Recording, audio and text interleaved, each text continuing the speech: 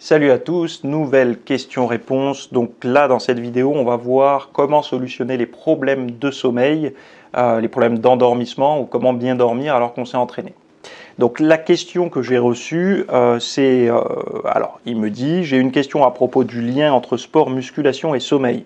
J'ai remarqué que lorsque les jours où je fais du sport vers 16 ou 17 heures, je n'arrive pas à dormir. Pourtant, avant, je n'avais pas ce souci, donc pas de souci pour dormir. Cela a débuté après le premier confinement. Est-ce le surentraînement dû au manque de sommeil, ce qui fait que mon système nerveux est peut-être grillé et que je dois récupérer? Non, il y a un paradoxe dans ta question.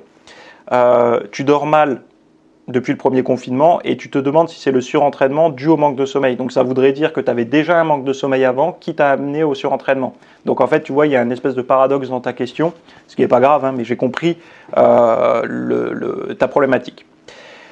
Le premier confinement, il faut te dire une chose, donc celui de mars 2020, enfin fin mars 2020, ouais, il a induit chez tout le monde un changement de rythme de vie. C'est-à-dire qu'on ne pouvait plus sortir, donc potentiellement on voyait moins la lumière du jour.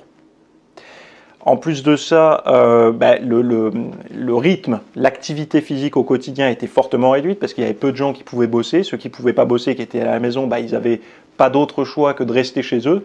Donc selon la taille de ton logement, c'est sûr que si tu avais une super villa avec 4000 m² de terrain, tu pouvais t'épanouir et te bouger.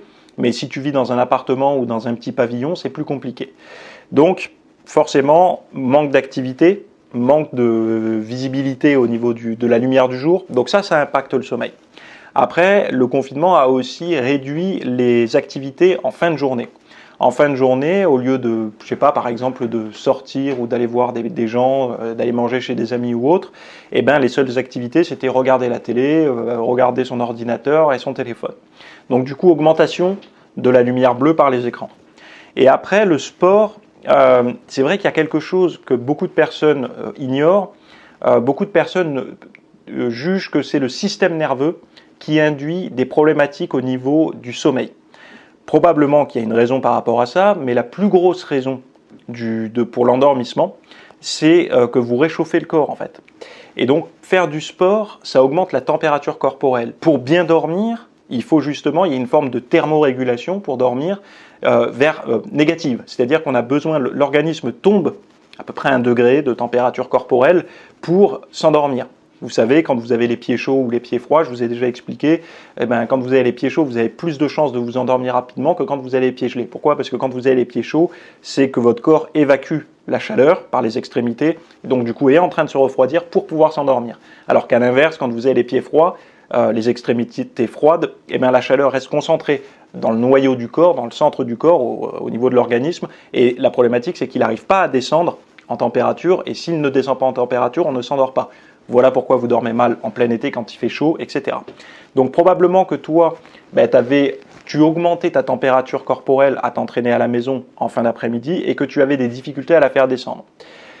Ça peut être dû au confinement, à ton rythme de vie, à ne pas voir la lumière et à avoir trop d'écran. Donc moi je pense que c'est plutôt multifactoriel et également quelque chose que beaucoup de personnes oublient. Je ne sais pas dans quelle configuration tu as été confiné, mais peut-être que tu as été dans une configuration où tu avais du stress. Donc qu'est-ce que ça veut dire avoir du stress?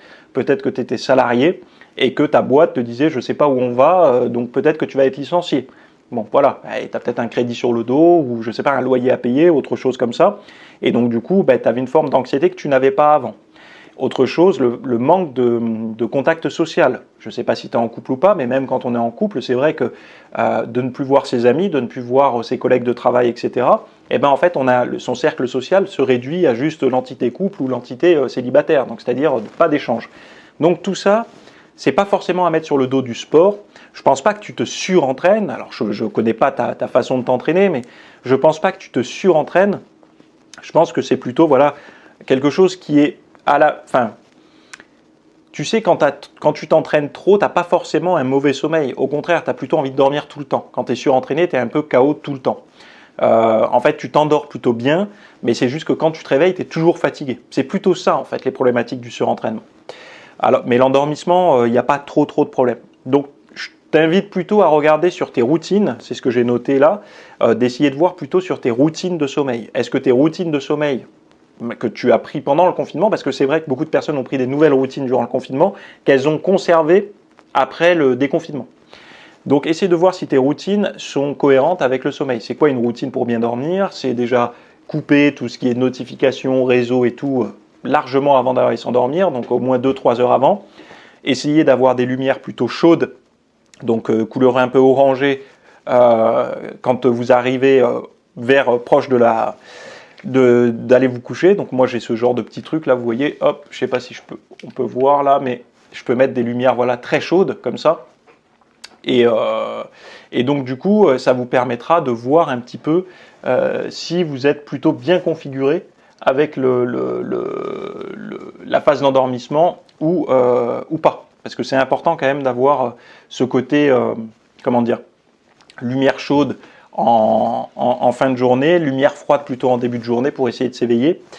Et après, autre chose, c'est est-ce que tu bosses avant de te coucher? Donc ça, c'est vrai que beaucoup de personnes, et à chaque fois que je les ai en consultation, ils me disent la même chose, je traite mes mails, je fais tout un tas de choses avant d'aller me coucher.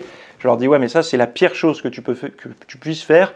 À la limite, si tu vois que tu as des trucs en retard, des trucs qu'il ne faut pas que tu oublies pour le lendemain, tu prends un calepin, donc je ne sais pas, moi j'ai des espèces de to-do list comme ça, vous voyez, des petits blocs-notes avec des fiches où je peux cocher des cases. Et tu notes tout ce que tu as à faire le lendemain, de manière à ce que ton esprit soit libéré quand tu vas au lit. Après, la télé dans le lit, il y a des personnes qui aiment ça, d'autres qui n'aiment pas ça. La lecture, il y en a qui aiment ça et d'autres qui n'aiment pas ça. La seule chose, c'est que si tu regardes la télé ou autre, essaye de la régler avec des couleurs chaudes plutôt que des couleurs froides. Essaye de baisser la luminosité de ta télé aussi si tu la regardes dans la chambre, parce que c'est vrai que dans la chambre, la lumière a tendance à être sombre, donc on n'a pas besoin d'avoir un rétroéclairage puissant. Donc ne compte pas sur les trucs automatiques et écologiques de ta télévision, essaie plutôt de les baisser dans les réglages. Tu te mets complètement dans le noir dans ta télé, tu vas dans les réglages, tu mets couleur chaude, et ensuite, toujours dans le noir, ce que tu fais, c'est que tu règles le rétroéclairage et la luminosité de ta télé quasiment au minimum, et tu verras que dans la nuit, en fait, tu vois suffisamment. Ça te permettra de ne pas avoir cet éclairage global dans la chambre. Donc je sais qu'il y a des personnes qui regardent la télé, qui savent que c'est pas bon, mais ils ont envie d'améliorer un peu. Là, c'est une forme d'amélioration pour ne pas avoir trop d'impact au niveau de l'endormissement. Donc travaille plutôt sur tes routines. Par rapport à ça, je ne sais pas si Cyril pourra mettre un lien, mais j'ai fait énormément de contenu sur le sommeil. Tu vas sur mon site www.fitnessmiss.fr, tu tapes sommeil. J'ai fait des formations de plus d'1 heure sur le sommeil avec plein de petits tutos comme ça, de réflexes et de trucs et astuces. Ça t'aidera vraiment à avoir une meilleure routine pour t'endormir. Donc voilà pour ma réponse à ta question. On se retrouve jeudi prochain à 18 h pour la prochaine question-réponse.